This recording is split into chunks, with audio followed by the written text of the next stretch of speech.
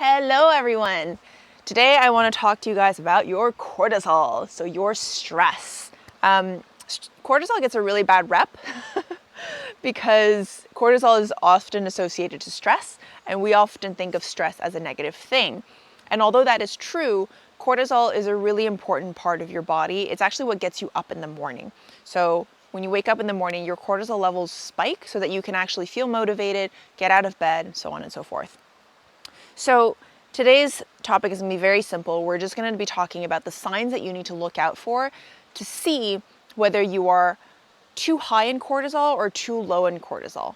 As I said, cortisol is really important, but you want it to be balanced and you want it to show up and recede at the appropriate moments.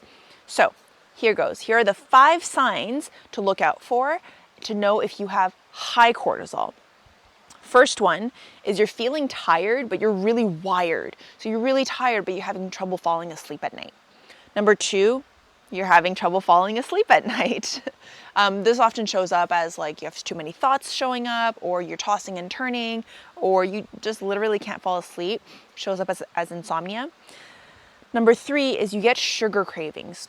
So there have been research that has been proven that when you are stressed and you eat carbs or you eat sugar or things that are high in sugar, i.e. high in carbs, it lowers your cortisol levels. Like this has actually been scientifically proven. So it makes sense that when you are stressed, you want to eat more bread, more sugar, those types of foods.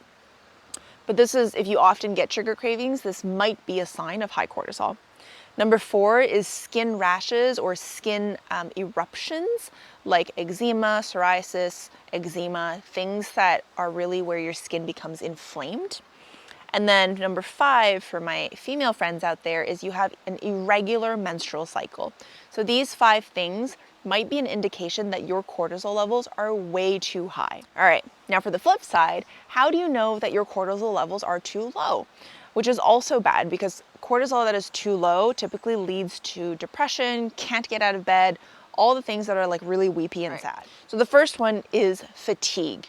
You feel actual fatigue. You feel like you need to sleep at really odd times. You can't get out of bed. That's low cortisol. So different than high cortisol where you're tired but you can't fall asleep. This is where all you can do is sleep. Number 2 is you get these cyclical energy drops. So sometimes they show up as like afternoon slumps. And you can't really explain it. It's just suddenly you get these increased episodes of fatigue. That is a symptom of low cortisol. Number 3, crying for no reason could be a sign of low cortisol. Now, if you watch a really sad movie or you're watching The Notebook, I totally get you. But if you're just bursting out in tears for no apparent reason, that could be a sign of low cortisol.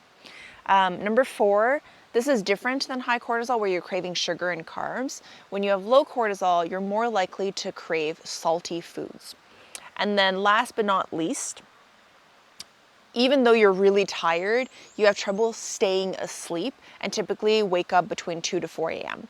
So if you're having any of these 5 symptoms, you are likely to have a low cortisol situation. So this was kind of a quick video, but I wanted to inform everybody and share with this information because, you know, as I said at the beginning, cortisol gets a really bad rep, but it's actually important for your body to have it. Now the key is really to balance the cortisol so your cortisol can show up and go away at the appropriate times. If I go to the example of, or the symptom of getting afternoon slumps or like random fatigue episodes, many of you, or actually 70% of Americans experience this on a regular basis. And that's often because we eat sugar or we eat high carbs or we, dose ourselves with so much caffeine in the morning that in the afternoon, like by all means, yeah, the cortisol is going to drop. Eventually your body is not going to be able to sustain that. So understanding what are some of these symptoms can help you pinpoint whether you have too high cortisol, too low cortisol, or perhaps you have a combination of the two and you have to really start thinking about making some healthy lifestyle changes. If this was helpful for you guys, please check back every single Friday. I leave a new video or I post a new video at 9 a.m. Eastern time. Please leave a comment below. I'd love to know what kind of stress or cortisol episodes or symptoms that you've experienced, and leave that comment below so we can start a dialogue. Wow, that was a mouthful. I had a really hard time saying that. But basically, comment your stories below, subscribe if you like this, and I will see you guys next Friday.